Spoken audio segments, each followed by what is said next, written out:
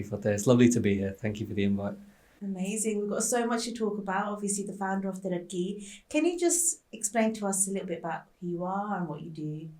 It's a big question. It's a really big question. But my name is Shuranjeet Singh. I'm the founder and director of Taraki, a not-for-profit organisation that works with Punjabi communities to reshape approaches to mental health. And to be honest, if you'd asked me 5 years ago, 6 years ago, what would you be doing in the future? I never would have answered this. So it's been a really, really interesting journey to get where I am today and to actually start working with the community around mental health to try and support people, making sure that they can support themselves and each other as well. Okay, brilliant. I mean, it's such a good initiative, and you've absolutely sort of grown from where you first started, and it's just reached out so much an audience. I want to know why you first started Taraki. So for me, Taraki emerged from my own personal experience. My own personal experiences of mental health challenges, especially when I was moving from home, which for me is Handsworth in Birmingham, to university. I was the first in my family to leave Birmingham and go to university. And it's not an easy transition. For me, there were lots of difficulties that happened there: social isolation, loneliness, real difficulties around my identity. And the challenges I experienced there, the support I got, made me realize how lucky I was and how important it is that other people can access support when they are at their low points. And I just recognize that we need to do a lot of work within our communities to ensure that we can support ourselves and support each other. And then Taraki was born. Amazing. I mean, sorry that you had a difficult time during university, and what were the challenges at the time at university, and was help available for you when you needed it? So, as I mentioned, growing up in Handsworth in Birmingham, you're surrounded by people from so many communities, so many cultures. You walk up and down places like Soho Road and you see people from around the world. Unfortunately, when I went to uni and left the city I was in wasn't as diverse as where I was used to. I could walk around in Handsworth being a Dastard wearing a Maqdari Sikh and not think two things about it. But in my new city, where I was at university, I was the only one who looked like me. And that was really hard. And it was really hard to understand my identity, people asking me quite ignorant questions, experiences of racism. All these things built up. They built up and they built up, and they led to me feeling more and more negative about myself. And we were lucky because the people I lived with, my housemates, were all there to try and support each other. And so they were able to have those important conversations. We were able to connect with each other. We were able to talk openly. And ultimately, we were able to help each other.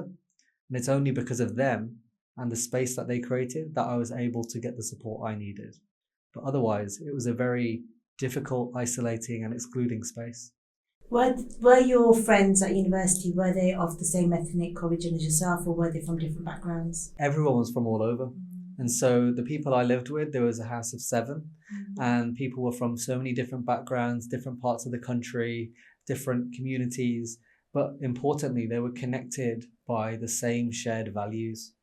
And they were able to listen compassionately, patiently, and really just give each other the space that we needed to be able to help ourselves and help each other. And so when people say to me, can you only understand people from a similar background? Actually, for me, it's about understanding people from a similar set of values. Interesting. I mean, I think the values is such a core part of what you do as well, and having that support network around you. One of the things I always think is like having the values is the the center point of everything. Had those values not been there, you would have been left on your own, and you would have had to struggle and maybe try and get through that hardship that you did during university. When you said that there were people that were quite ignorant, towards your faith and who you are, your identity, what was the lowest point, and how did you overcome that? Was it the conversations with your university friends? Yeah, so with me at that time, moving to a new city, being in a new place, all I wanted to do was to just fit in, make friends, and just get on with my life. Unfortunately, there were people who made that time a lot more difficult. These were really negative comments, experiences of racism, all these different kinds of things that just made me feel different, made me feel excluded, and made me feel like that I wasn't wanted in that space. And so I remember there were points where I was finding it really difficult to speak to people, to make friends, to build positive relationships. And there was actually an event that we went to for Punjabi students at the university. And I was there giving out samosa, giving out tea, but I wasn't able to speak to anyone, even though I wanted to. Okay. And so that was really hard to be able to actually have those conversations, because I'd been, feeling really excluded for quite a while by that point, and my confidence was gone. My confidence was shattered. And so it took a lot for me to rebuild that in myself, to then be able to even just have normal conversations with people and have the confidence to actually make friends. And so it was actually through those conversations with my housemates that I was able to rebuild that and actually get to a point where I am today, where I'm in a much, much better place than I was back then. It's you've come leaps and bounds from that journey, not being able to speak, and now being the voice for so many people and giving them guidance and help. What obstacles do we see now in mental health and in our community? So I think there's a load of different obstacles, and I think one of the biggest ones that we see is that the society that we live in at the moment is set up for competition. It's not set up for collaboration or compassion. We see so many different ways in which people are trying to be better than others, people thinking that they're the ones who need to be first, thinking that they're the ones who deserve absolutely everything. They're the ones who, should have access to different things.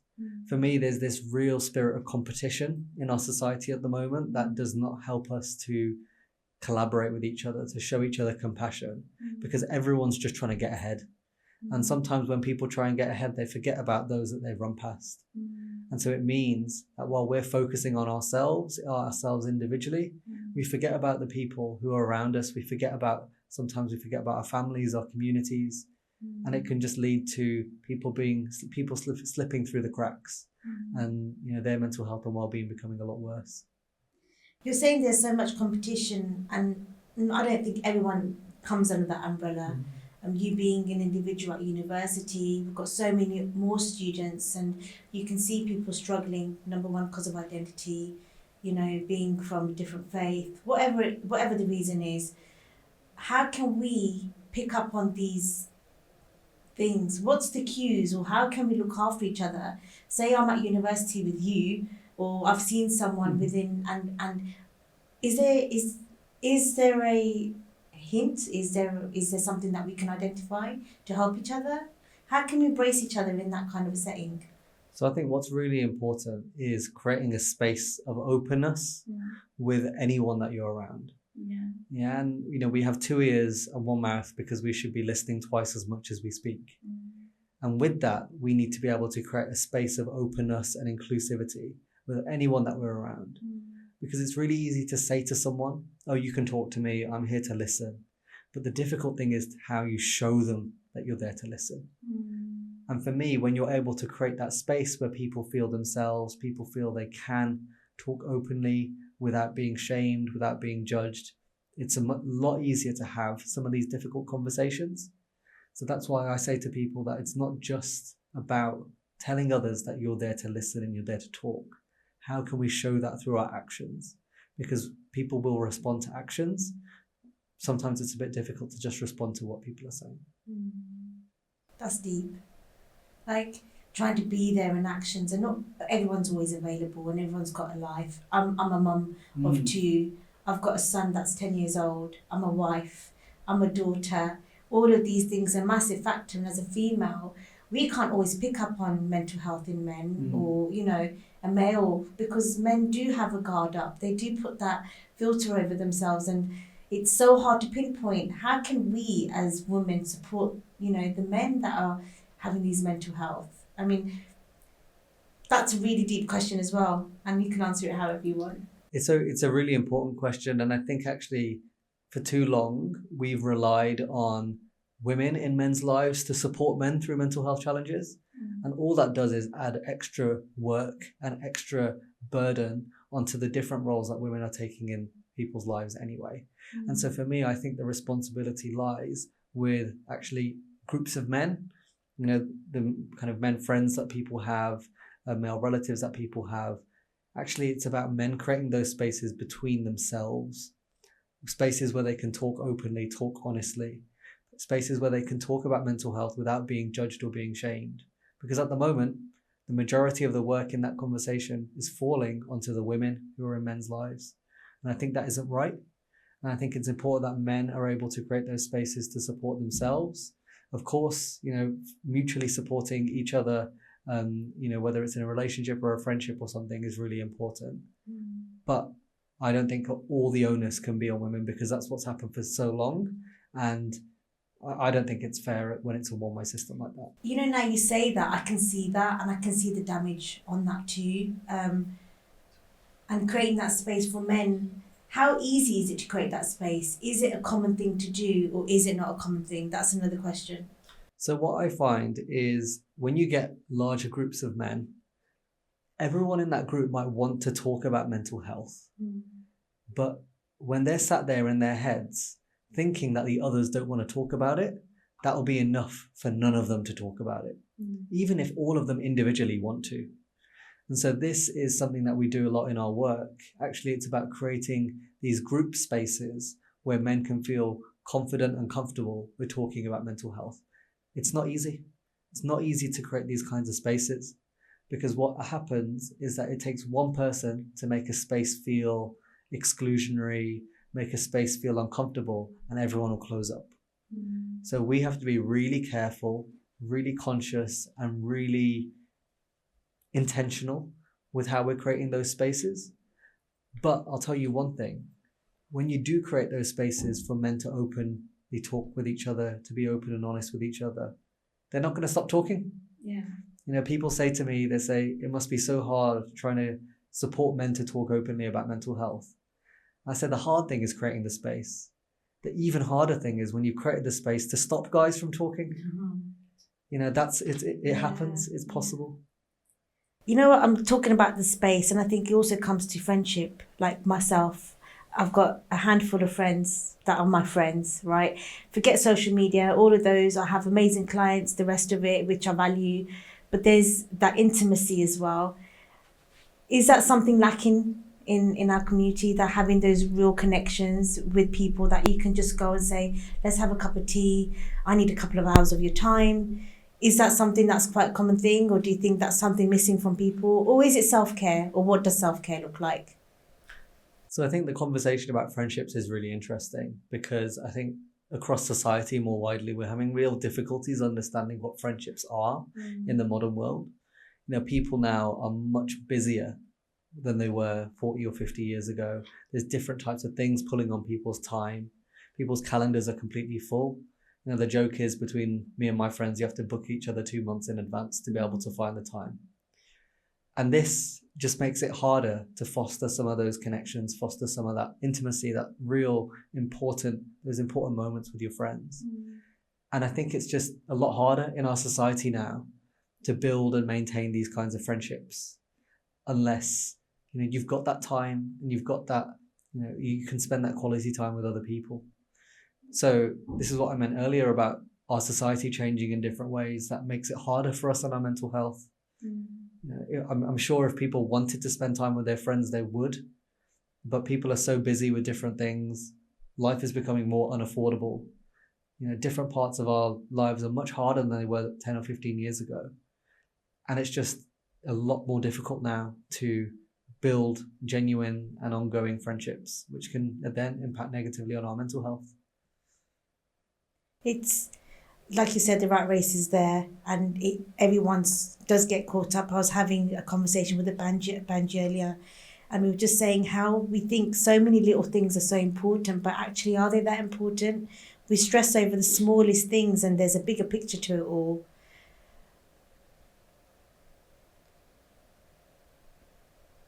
It makes me feel sad, because we are all caught up in it, and even just passing by to ask how someone is genuinely, sometimes can be like it's just face value.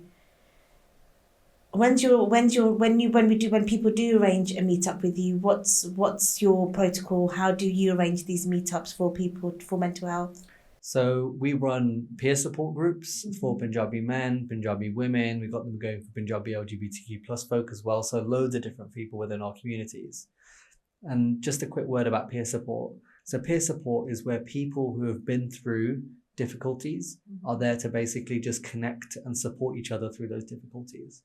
So it's not about therapy, it's not about clinical services, it's just about people who have something in common, connecting with each other, building a sense of comfort, and building a sense of community as well. So we have these groups that happen for Punjabi men, Punjabi women, and the way that we do that, we have facilitators, we have people who kind of can help structure and lead that conversation.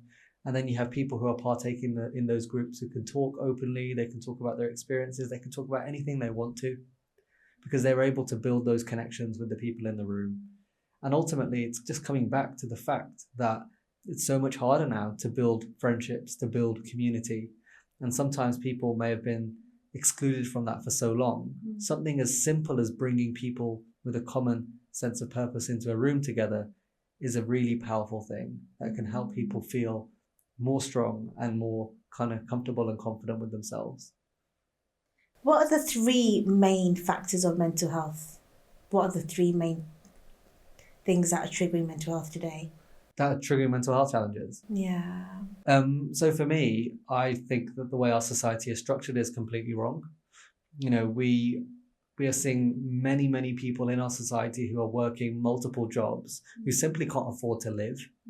If we can't afford the basics, if people can't afford to put food on the table for themselves, for their families, then how are they going to be there in a positive sense of mental health and well-being?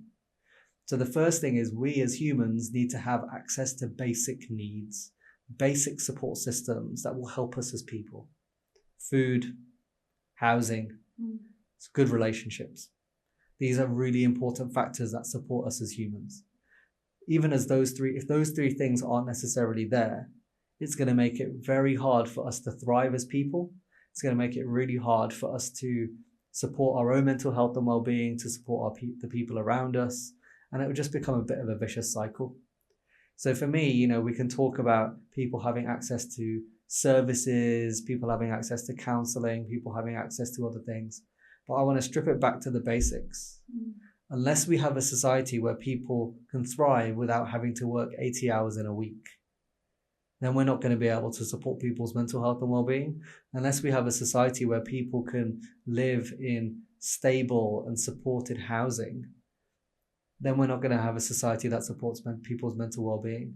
And unless we have people who are supported when they're having families, rather than being in challenging and abusive relationships, how can we support those who are finding themselves in those situations? Then we're not going to be able to support people's mental and emotional well-being. If we don't get the basics right, you know, we're not setting up for success, really. I think that opens a whole can of worms as well. That's a whole different thing in its own. That one subject you just touched upon is finance, money, you know, it's just survival today. And it's not something people openly talk about. It's such a, I don't know if it's a taboo subject, I don't know if I can say that, but it's such a subject that people can't honestly speak about. And, you know, whether you're a business owner, whether you're a salaried, you know, on a salaried job, whatever it is, and these aren't things that are easily people have conversations about. But to at face value, you can say that person can afford everything, but you don't know what the hidden struggles are behind that person. And it goes back to what I was mentioning earlier about this sense of competition. Yeah. If we had a sense of collaboration, a sense of community that was really ingrained in how we lived our lives, we'd be able to talk about these things a bit easier. Yeah. Because actually we can ask for help. And we know that we aren't independent all walking around. We are interdependent. And so someone's well-being and welfare has an impact on your well-being and welfare. And so we should be invested in each other. Do you think people are afraid to ask for help? Do you think that's a common thing as well? I always feel like we don't ask for help. And sometimes if you don't ask, you won't get as well. Do you think that's something that stops people from getting that help? Yeah, so I think there's a real pressure when it comes to how we're viewed and how people view us within our communities. You know, everyone wants to be seen as having all of their life together. Everyone wants to be seen to be progressing, to be moving forwards, to be supporting themselves, their families, their communities. Everyone wants to be a bit of a hero, you know, and I think it's a difficult conversation because it means that we find it a lot more difficult to ask for help sometimes. And so we need to really challenge some of that kind of ingrained culture of wanting to be and wanting to appear as the best all the time, because no one can do that. We're all on this earth because we're imperfect. And we're all on this earth because we have a lot to do and a lot to work on with regards to ourselves. And so for me, we need to be able to ask for help because, as I mentioned earlier, we aren't all just independently, walking around this earth. We are all really interdependent and we're all very connected. And so we should be looking out for each other in that way. Yeah, 100%. I think being an open arm community, embracing each other, no judgment, all of that comes part of it. But there's judgment there as well. There's always going to be judgment, no matter what room you go into, there is judgment there. But there's people that are also, they aren't comfortable to walk into a space. Is there a space for people that don't want to be in a community? How do you help those people? That's a really, really good question. And I think the piece about judgment's really interesting because sometimes one of the best things I've found is questioning why people judge things. If someone said a very judgmental comment, I would just ask them to explain what that even means. And when you get them explaining what they meant by that judgmental comment, they're kind of explaining out loud to themselves why it sounds so ridiculous. It's something that I use to kind of help people question different kinds of behavior. So someone's being judgmental, you ask them, why that judgmental comment matters. They will talk about it. And then once they've said it out loud, they'll kind of realize that it sounds kind of ridiculous. And it's things like that that we try and do to question these types of behaviors, because unless someone steps up and questions, things will just carry on. Yeah. Unless we stand up and unless we, can talk and question things confidently, these cultures will just carry on. But it's also the way you ask, isn't it? I mean, you could either have a dig at that person and say, why did you ask that question? Or you could be like, can you explain what that means? But conversation is important. It's not just about what that person says. I mean, they might judge someone, but it's you're breaking it down. You're being professional about it. You're embracing what that person, because what that person may have judged that person on, there's a meaning behind it. And it might be the way they're conditioned to think, and it might be what they're surrounded by, and they don't even realize they're doing it. It might be verbal diarrhea, they just come and talk and just things come out without them even realizing. We're not slowing ourselves down. And I think we're in a rat race. Is that a massive part on mental health as well? Like sometimes I sit there and I think, we can't switch off even for a minute. Is that a massive part of mental health today as well? Do you think that's a big part to play in everything? Yeah, so I think just kind of building on what you mentioned a second ago about having those conversations with people who might not have a filter in those contexts, they might say judgmental comments. For me, the question comes back about values. For me, it's about how do you have these difficult conversations with compassion? How are we able to talk to people and invite them in rather than talk to people and push them out? Because sometimes these conversations can be really difficult, but if we have them in a way that is compassionate, we want to take people on that journey with us. And it means that people can learn, we can learn, and we can all step forward together. So that's why for me, in every waking second of the work that we do, unless I'm driven by compassion, then I will potentially make life more difficult for someone else. And that's not what I want to do at all. And so for me, that's where my relationship with my faith comes into it, my relationship with my family and my friends and everyone. Because if these people can support me in being a compassionate person, that means that the work I do through Taraki can also drive forward through that compassion. And I think it's just such an important thing that we often forget. Then moving on to the question you mentioned about the rat race. It's very difficult, as you said, to stop. It's very difficult to get the time to stop and think. For some of us who are trying to survive in different ways, you can't stop and think when you're trying to survive. We think about our parents, our grandparents, especially those who migrated here to the UK. These folks are working 6-7 days a week, hours and hours each day, didn't have time. They didn't have time. And it's only now when their kids and their grandkids are a bit more comfortable and secure that they've got time. And what I've seen is that a lot of the older generation who haven't had time before now suddenly have time. And now a lot of the challenges are coming out. And now we see a lot of the difficulties that they didn't have time to reflect on before. And so it adds an extra layer of complexity to how we can support each other. Time. Time. But we take it for granted as well, don't we? We take it for granted. Okay, next question. What does Taraki mean?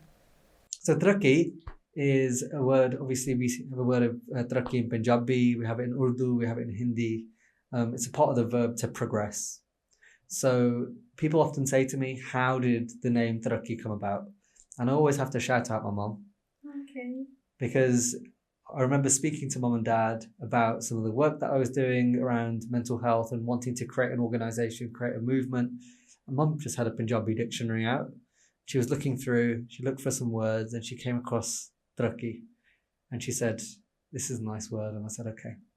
Wow. I was like, you brought me into the world, you brought Taraki into the world. And so Taraki is a part of the verb to progress, to move forward, to advance. And for us, it's about how can we work with our communities to take positive steps forward in the context of mental health, where we can support ourselves, but importantly, we can support each other more effectively. Amazing. I love how that's come about. That's really cool. I just want to ask you another question for the audience who's watching this podcast. If they need help, how do they reach out to you? What's the best way to get involved with Taraki? Or if anyone wants to support you, how do we go about doing that? So people can get a bit more information about Taraki through our social media. Our handles are Taraki HQ, or our website, which is www.taraki.co.uk. If people are interested in volunteering or getting involved, there's a few different forms available on our website. We tend to bring on volunteers when we have specific roles that are needed, because there are so many people who want to help out, which is amazing. But we don't want to do a disservice to people who want to help out by not being able to kind of work effectively as an organization. And then for people who are looking for support, firstly, what we always say for people who are looking for help is to try and talk to your GP first. It's really difficult to get an appointment at the moment. And this is another thing when we're thinking about the causes of mental health challenges. If we can't get an appointment to talk to the GP, it makes it harder to get support sometimes. If you're able to, talk to your GP.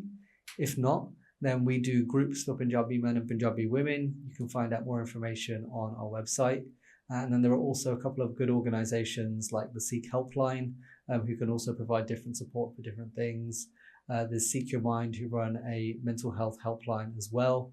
And there are many other organizations that can provide ad hoc support for different things we might be going through. How often do you hold these support networks, supports? Yeah, so Taraki hold our ones once a month, but we've been working with a number of different organizations who hold them as well. And we've been helping them to create their own peer support groups. So at the moment, we have a network of 3 organizations that run groups once a month. One's in Birmingham, one's in Leeds, and then the Taraki one's online. So there's a few different opportunities there for people to get involved. That's brilliant.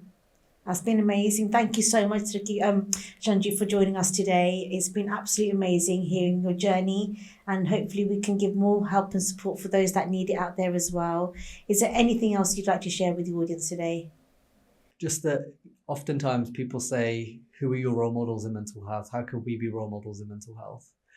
And actually what I say to them is that absolutely everyone has the opportunity to be a positive role model for others in their lives when it comes to mental health. Being there, being present, listening more than we speak, and being able to even share some of our experiences with people around us is a really, really important way that we can create that space. We can create a space where people can support themselves, support each other, and importantly, a space where people can positively impact each other moving forwards. It's been amazing having you on the podcast today, Shuranjeet. It's been so insightful. We've enjoyed everything you've shared with us. I think there's so much more that can be talked about. There are topics within this. I mean, the money bit, it was really important. So many little nuggets of information you've shared, and your personal journey. It's inspiring to say that you've come out of that and you're reaching out the Punjabi community, which is amazing. Thank you so much for being here, Shuranjeet. Thank you so much for following Sangat Studio podcast today. We've been really delighted to have Shuranjeet from Taraki. Please do make sure you follow Taraki online and subscribe and have a look at all the avenues and platforms they have for you guys. Also, please do follow Sangat Studio podcast as well. Thank you for watching. Waheguru Ji Ka Khalsa, Waheguru Ji Ki Fateh.